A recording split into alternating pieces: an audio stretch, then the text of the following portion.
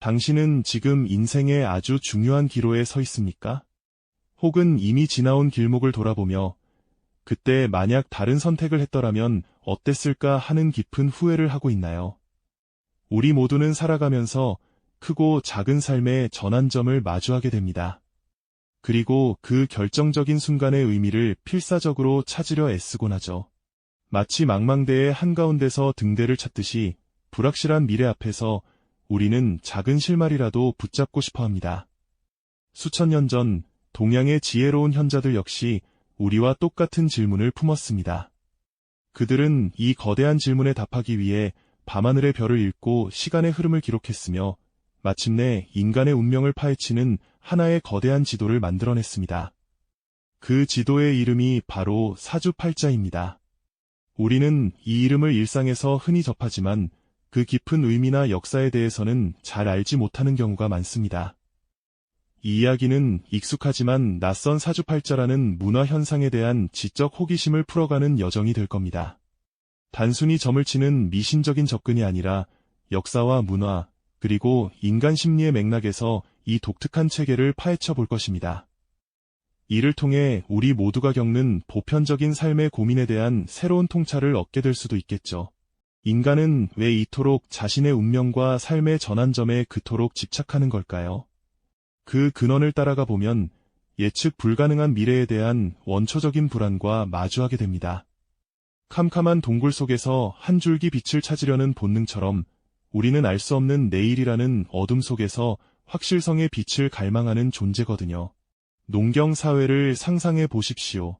씨앗을 뿌린 농부는 가을에 풍성한 수확을 꿈꾸지만 그의 마음 한편에는 가뭄이나 홍수, 혹은 알 수 없는 병충해에 대한 걱정이 늘 자리 잡고 있었을 겁니다. 그의 생계와 가족의 운명이 오롯이 자연의 변덕에 달려 있었기 때문이죠. 중요한 전투를 앞둔 고대의 장군은 또 어땠을까요? 수많은 병사의 목숨과 나라의 명운을 짊어진 채 그는 승리를 향한 최선의 전략을 고민하면서도 마음속 깊은 곳에서는 과연 하늘이 자신의 편인지 알고 싶었을 겁니다.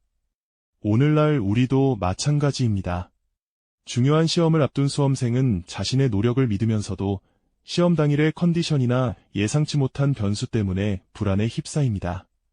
새로운 사업을 시작하는 창업가는 철저한 시장 분석과 사업 계획을 세우지만 급변하는 경제 상황이나 소비자의 마음이 어떻게 변할지는 아무도 장담할 수 없죠. 이처럼 성공과 실패의 원인을 명확히 알고 싶고 앞으로 닥쳐올 위험을 미리 피하고 싶은 마음은 시대를 막론하고 모든 인간이 공유하는 보편적인 심리인 것입니다.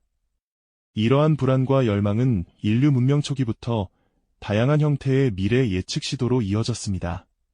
메소포타미아의 고대 점성술사들은 해와 달, 그리고 별들의 움직임을 머티큘러슬리 기록했습니다. 그들은 밤하늘의 천문대 꼭대기에 올라 차가운 밤 공기를 맞으며 행성들의 위치 변화가 지상의 왕국과 개인의 운명에 어떤 영향을 미치는지 해독하려 했습니다. 그들이 남긴 점토판에는 특정 별자리가 뜨는 시기에 태어난 왕의 성격이나 운명에 대한 예측이 빼곡히 적혀 있었죠. 고대 그리스에서는 델포이 신전의 사제가 신비로운 연기를 마시고 모호한 신탁을 내놓았습니다. 왕과 장군들은 전쟁이나 국가 중대사를 결정하기 위해 먼 길을 마다하지 않고 신전을 찾아 그 애매한 말 한마디에 희망을 걸거나 절망에 빠지기도 했습니다. 로마의 정치가들은 새의 비행 패턴이나 동물의 내장을 보고 신의 뜻을 읽는 점을 치기도 했고요. 이 모든 행위의 저변에는 거대한 우주의 질서와 인간의 삶이 서로 연결되어 있다는 믿음, 그리고 그 연결고리를 읽어냄으로써 미래를 대비하고 싶다는 간절한 소망이 깔려 있었습니다. 바로 이러한 인류의 오랜 지적 탐구와 심리적 갈망이라는 거대한 배경 속에서 동양에서는 별과 시간이 빚어내는 독특한 운명의 지도, 사주팔자가 그 모습을 드러내기 시작했던 겁니다. 동양의 지혜가 집약된 사주팔자라는 지도는 과연 어떻게 탄생했을까요? 그 개념을 아주 간단히 살펴보자면 한 사람이 태어난 년, 월, 일, 시라는 4개의 시간 기둥을 중심으로 운명을 해석하는 체계입니다. 그래서 4개의 기둥이라는 의미로 사주라고 부르죠. 그리고 이 4개의 기둥은 각각 하늘의 기운을 의미하는 천간과 땅의 기운을 의미하는 지지 한 글자씩 총 8글자로 이루어집니다. 그래서 8글자라는 뜻의 팔자가 더해져 사주팔자라는 이름이 완성되는 것입니다. 즉, 우리가 태어나는 그 순간에 우주적 에너지를 8개의 한자로 압축하여 기록한 암호문과도 같은 것이죠. 이것은 단순히 미신이나 주술적인 믿음에서 출발한 것이 아닙니다. 오히려 당시의 최첨단 과학기술이었던 천문학적 지식과 세상을 음양과 오행의 조화로 설명하려는 깊은 철학적 사유가 정교하게 결합된 하나의 거대한 시스템이었어요. 그 기원을 거슬러 올라가면 고대 중국의 갑골문자 시대까지 닿는다는 설도 있지만, 오늘날 우리가 아는 사주명리학의 체계적인 틀을 마련한 인물로는 당나라 시대의 이허중이라는 학자가 주로 언급됩니다. 기록에 따르면 그는 해박한 지식을 갖춘 관리였는데, 수많은 사람들의 출생 정보와 그들의 삶의 궤적을 비교 분석하면서 특정한 패턴을 발견하기 시작했습니다. 어두운 서재에서 수많은 죽간과 서책에 둘러싸여 밤늦도록 연구에 몰두하는 그의 모습을 상상해 볼 수 있죠. 그는 주로 사람이 태어난 해, 즉 년주를 중심으로 운명의 큰 틀을 해석하는 방식을 제시했습니다.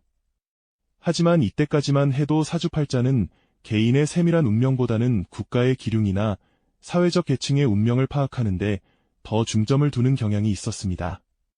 이후 송나라 시대에 이르러 서자평이라는 인물이 등장하면서 사주명리학은 혁신적인 전환점을 맞이하게 됩니다. 그는 기존의 연주 중심 해석에서 벗어나 개인이 태어난 날, 즉 일주를 운명 해석의 중심으로 삼아야 한다고 주장했습니다. 태어난 날의 천간, 즉 일간을 바로 그 사람 자신, 즉 나를 상징하는 가장 중요한 글자로 본 것이죠. 이것은 매우 중요한 변화였습니다. 국가나 집단의 운명에서 벗어나 비로소 한 사람 한 사람의 고유한 개성과 운명에 집중하는 개인주의적 명리학의 시대가 열렸기 때문입니다. 서자평은 복잡했던 기존의 이론들을 음양오행의 생극제와 원리에 따라 체계적으로 정리했고, 이로써 사주팔자는 더욱 정교하고 논리적인 학문으로 발전할 수 있었습니다. 마치 흩어져 있던 퍼즐 조각들이 하나의 완성된 그림으로 맞춰지는 것과 같은 과정이었죠. 이러한 동양의 지혜는 한반도에도 전해져 깊은 영향을 미쳤습니다. 특히 조선시대에는 천문, 지리, 역법 등을 관장하는 국가기관인 관상감을 두어 체계적으로 사주명리를 연구하고 활용했습니다. 경복궁의 한편에 자리한 관상감에서 학자이자 관리였던 이들은 하늘의 움직임을 관측하고 복잡한 역법을 계산하며 나라의 중요한 기륭을 점쳤습니다. 왕실의 혼례나 세자 책봉과 같은 중대사는 물론이고 관리들의 인사에까지 사주팔자가 중요한 참고 자료로 활용되기도 했다는 기록이 남아 있습니다. 이는 사주팔자가 단순히 길거리 점술이 아니라 국가 통치의 근간이 되는 통계학이자 철학으로 인정받았음을 보여주는 대목이죠.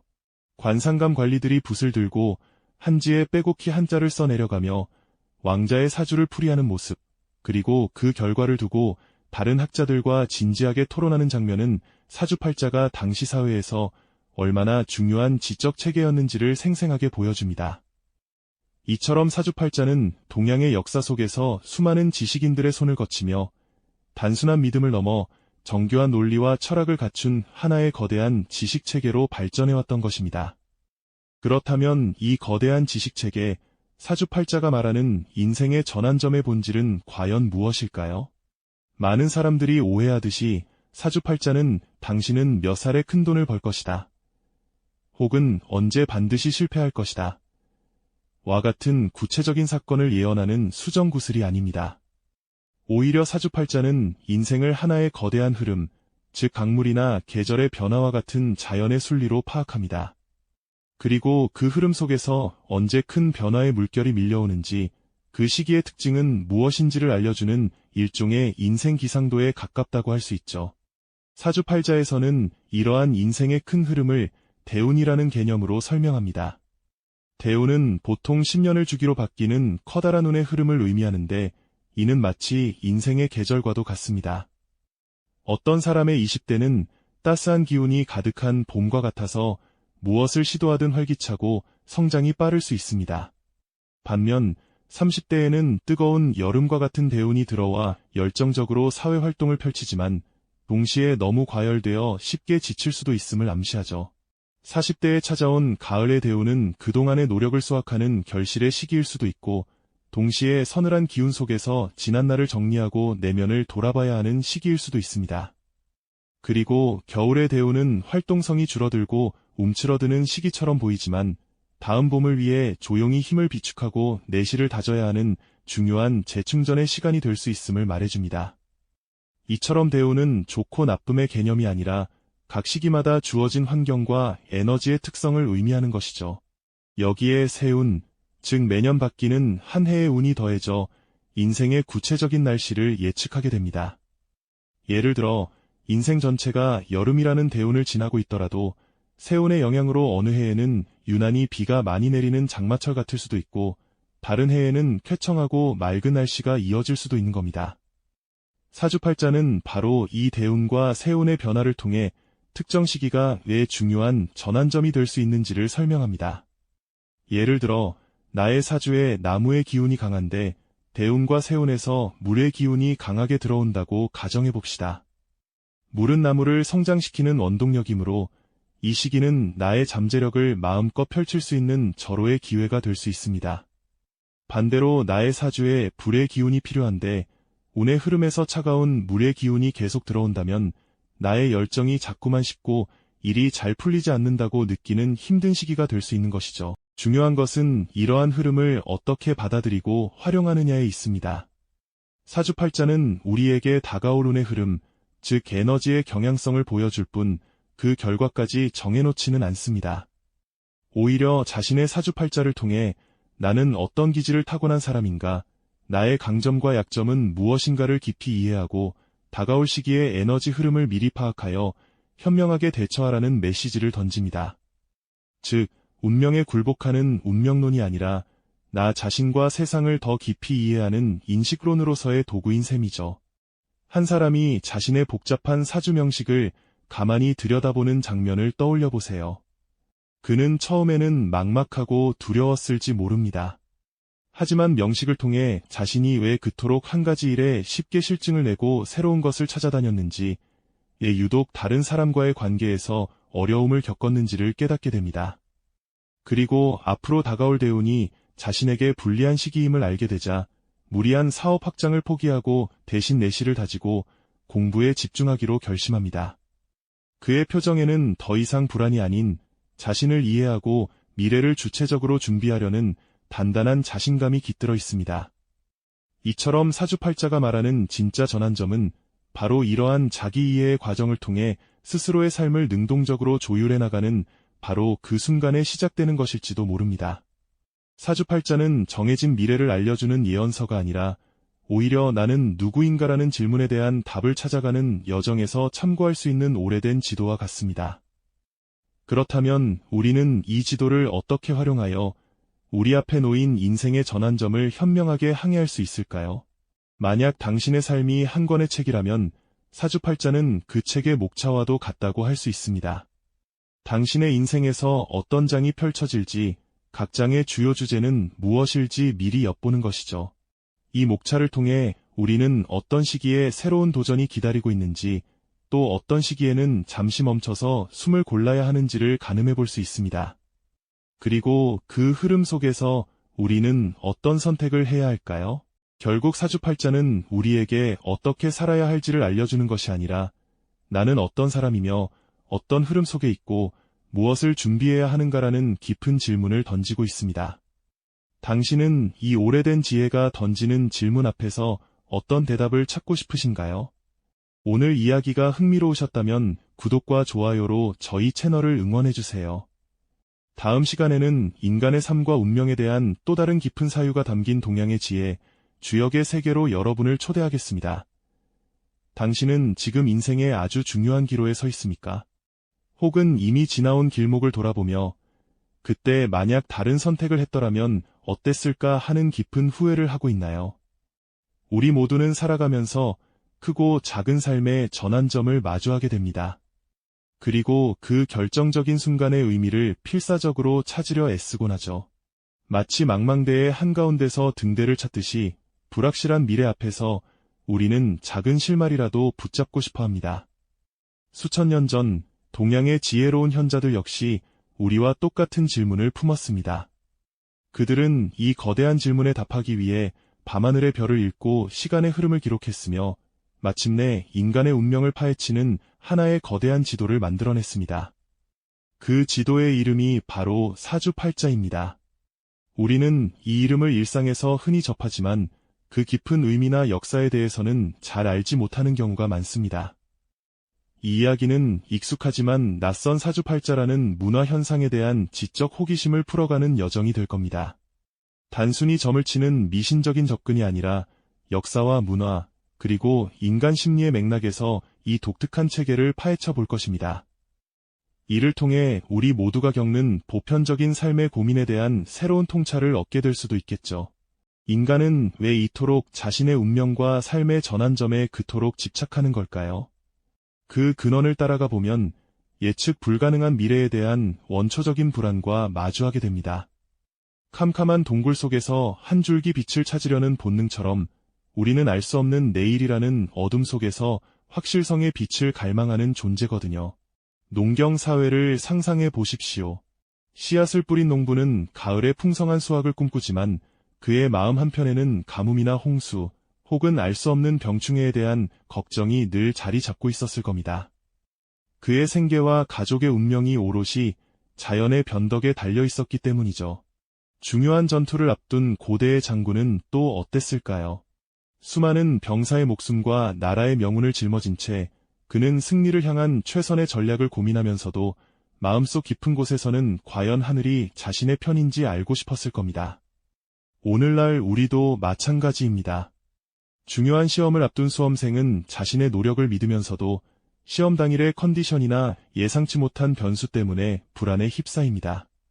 새로운 사업을 시작하는 창업가는 철저한 시장 분석과 사업 계획을 세우지만 급변하는 경제 상황이나 소비자의 마음이 어떻게 변할지는 아무도 장담할 수 없죠. 이처럼 성공과 실패의 원인을 명확히 알고 싶고 앞으로 닥쳐올 위험을 미리 피하고 싶은 마음은 시대를 막론하고 모든 인간이 공유하는 보편적인 심리인 것입니다.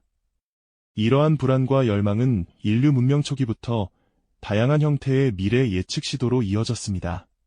메소포타미아의 고대 점성술사들은 해와 달, 그리고 별들의 움직임을 머티큘러슬리 기록했습니다. 그들은 밤하늘의 천문대 꼭대기에 올라 차가운 밤 공기를 맞으며 행성들의 위치 변화가 지상의 왕국과 개인의 운명에 어떤 영향을 미치는지 해독하려 했습니다. 그들이 남긴 점토판에는 특정 별자리가 뜨는 시기에 태어난 왕의 성격이나 운명에 대한 예측이 빼곡히 적혀 있었죠. 고대 그리스에서는 델포이 신전의 사제가 신비로운 연기를 마시고 모호한 신탁을 내놓았습니다. 왕과 장군들은 전쟁이나 국가 중대사를 결정하기 위해 먼 길을 마다하지 않고 신전을 찾아 그 애매한 말 한마디에 희망을 걸거나 절망에 빠지기도 했습니다. 로마의 정치가들은 새의 비행 패턴이나 동물의 내장을 보고 신의 뜻을 읽는 점을 치기도 했고요.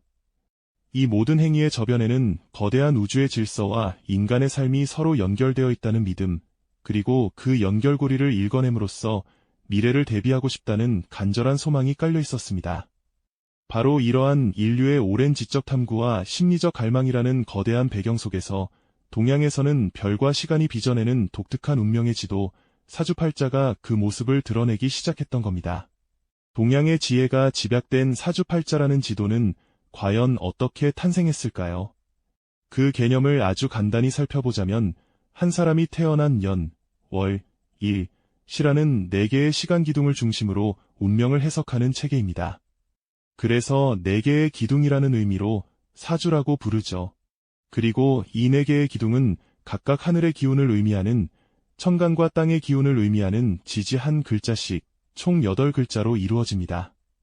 그래서 8글자라는 뜻의 팔자가 더해져 사주팔자라는 이름이 완성되는 것입니다. 즉, 우리가 태어나는 그 순간에 우주적 에너지를 8개의 한자로 압축하여 기록한 암호문과도 같은 것이죠. 이것은 단순히 미신이나 주술적인 믿음에서 출발한 것이 아닙니다. 오히려 당시의 최첨단 과학기술이었던 천문학적 지식과 세상을 음양과 오행의 조화로 설명하려는 깊은 철학적 사유가 정교하게 결합된 하나의 거대한 시스템이었어요. 그 기원을 거슬러 올라가면 고대 중국의 갑골문자 시대까지 닿는다는 설도 있지만 오늘날 우리가 아는 사주명리학의 체계적인 틀을 마련한 인물로는 당나라 시대의 이허중이라는 학자가 주로 언급됩니다. 기록에 따르면 그는 해박한 지식을 갖춘 관리였는데 수많은 사람들의 출생 정보와 그들의 삶의 궤적을 비교 분석하면서 특정한 패턴을 발견하기 시작했습니다.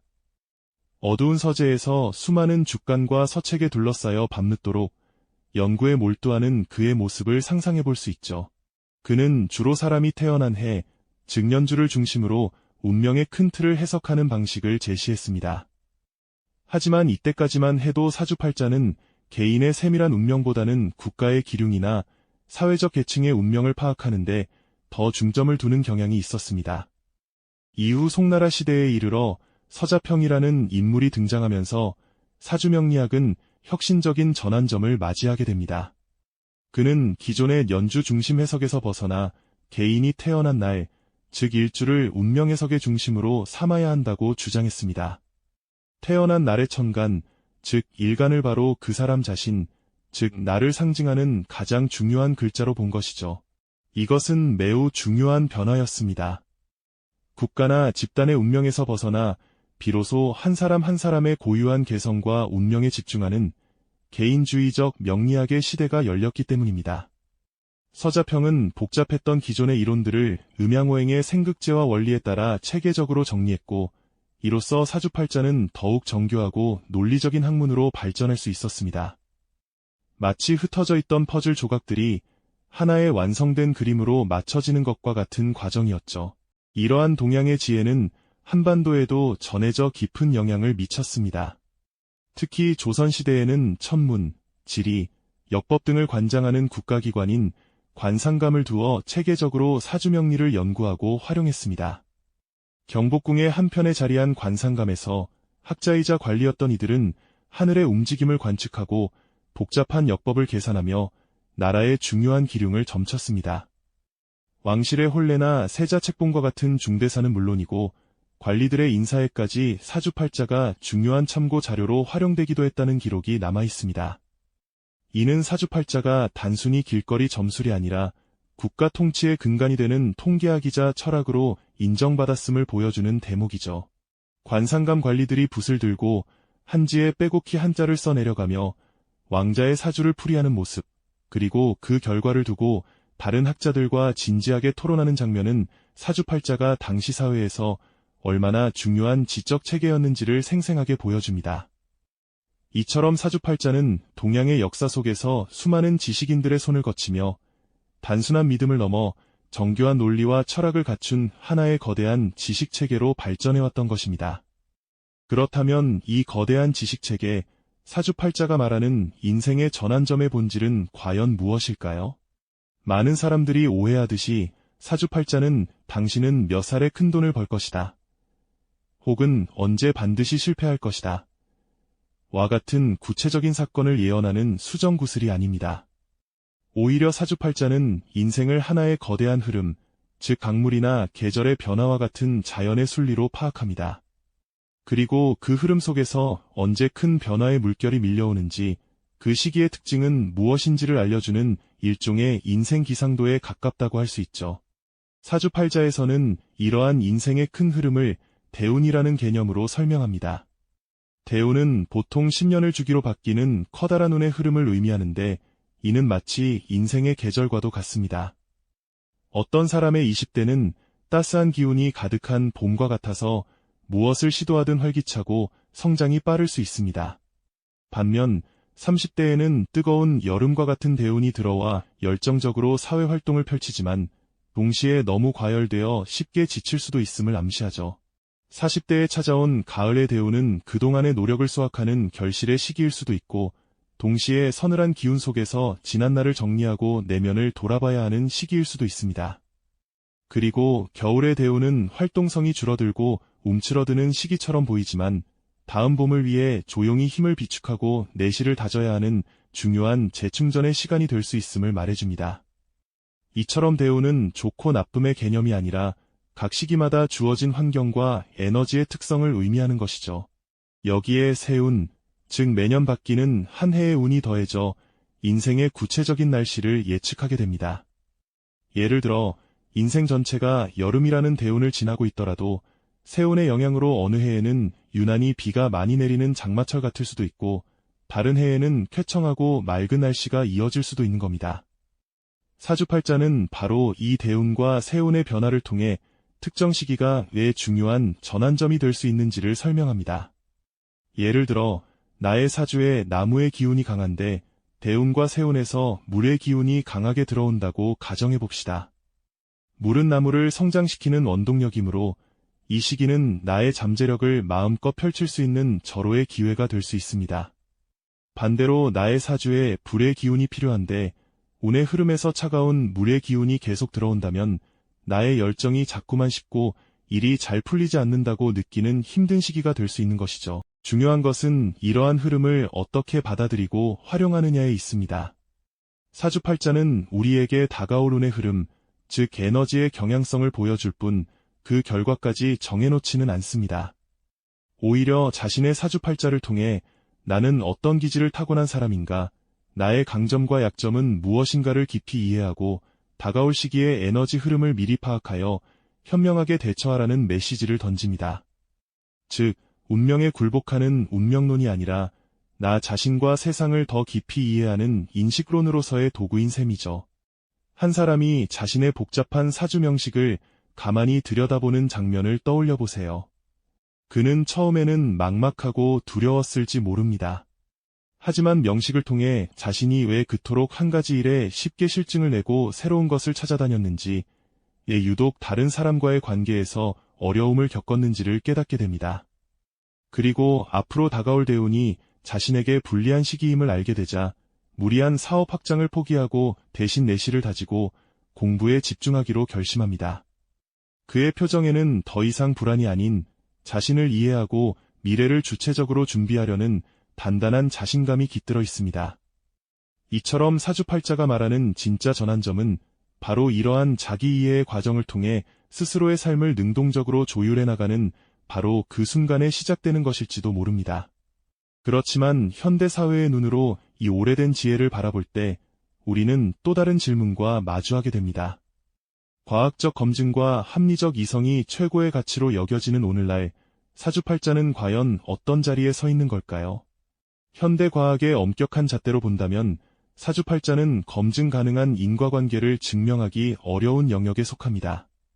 특정 시간에 태어났다는 사실이 한 사람의 성격과 운명에 직접적인 영향을 미친다는 주장은 현대 물리학이나 생물학의 법칙으로는 설명되지 않는 것이 사실이죠.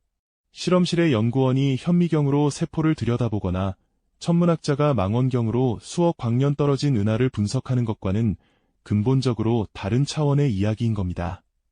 통계학적으로 유의미한 상관관계를 입증하려는 시도들도 있었지만 명확한 결론을 내리기엔 변수가 너무나도 많았습니다. 그래서 많은 비판론자들은 사주팔자를 일종의 반엄 효과로 설명하기도 합니다. 반엄 효과란 사람들이 보편적이고 모호한 성격 묘사를 자신에게만 해당되는 특별한 것으로 받아들이는 심리적 경향을 말하는데요. 당신은 때로 외향적이지만 혼자만의 시간을 소중히 여기는 내면적인 면도 있군요. 와 같은 말은 사실 누구에게나 땅태 하마를 수 있는 이야기지만 듣는 사람은 마치 자신의 속마음을 꿰뚫어 본 것처럼 느끼게 된다는 거죠. 그럼에도 불구하고 왜 오늘날에도 수많은 사람들이 여전히 사주팔자에 귀를 기울이는 걸까요?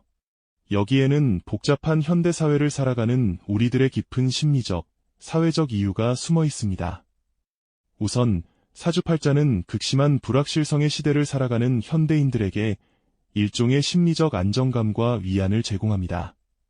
치열한 경쟁 속에서 취업의 문턱을 넘으려는 청년, 하루가 다르게 변하는 시장에서 살아남아야 하는 자영업자, 복잡한 인간관계 속에서 상처받은 직장인의 모습을 떠올려 보십시오. 야근으로 지친 몸을 이끌고 텅 빈 사무실에 홀로 앉아 스마트폰으로 오늘의 운세를 확인하는 그 순간 곧 좋은 기회가 찾아올 것입니다. 라는 짧은 문장 하나가 내일 다시 출근할 작은 힘을 주기도 하거든요. 실패의 원인을 오롯이 자신의 탓으로 돌리며 자책감에 시달릴 때, 지금은 운의 흐름이 좋지 않으니 잠시 쉬어가야 할 때라는 해석은 그 무게를 조금이나마 덜어주는 자기 위안의 기제가 되기도 합니다. 또한 사주팔자는 중요한 의사결정의 순간에 참고할 수 있는 보조적인 도구 역할을 하기도 합니다. 이직을 고민하는 한 직장인이 있습니다. 한쪽은 안정적이지만 발전 가능성이 적어 보이고 다른 한쪽은 위험 부담이 크지만 성공했을 때의 보상이 훨씬 큽니다. 양쪽의 장단점을 아무리 분석해도 쉽게 결론이 나지 않을 때 그는 자신의 사주를 한번 들여다봅니다. 사주에서 올해는 변화와 도전의 기운이 강하다는 풀이를 듣게 된다면 그것이 결정적인 이유가 되지는 않더라도 마음속으로 기울고 있던 선택에 대한 용기를 북돋아주는 작은 계기가 될 수는 있는 것이죠.